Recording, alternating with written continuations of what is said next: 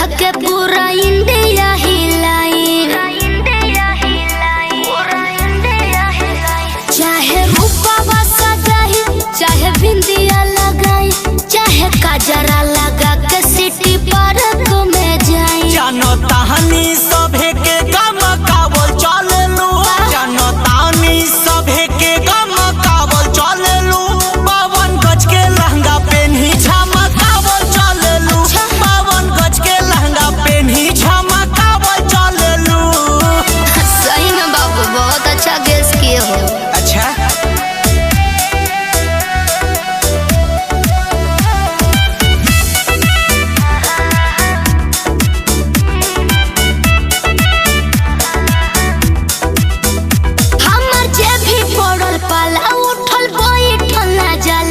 जियल कदनी मोहाल तू के हवा बोले वाला का हो?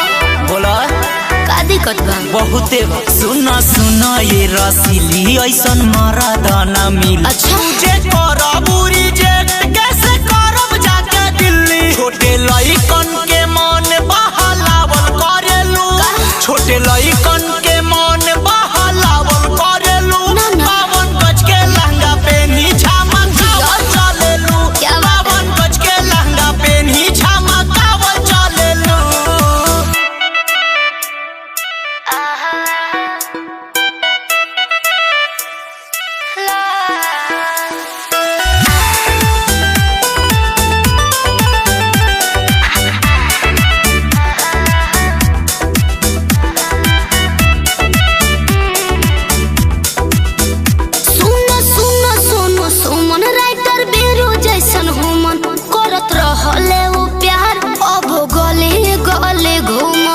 जाना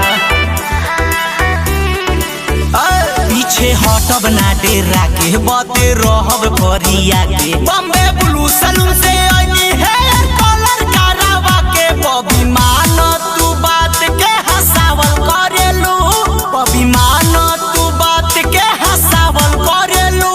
52 गज के लहंगा पेन्ही झमकावल चलेलू, 52 गज के लहंगा पेन्ही झमकावल चलेलू। तो कंट्रोल रखी हा।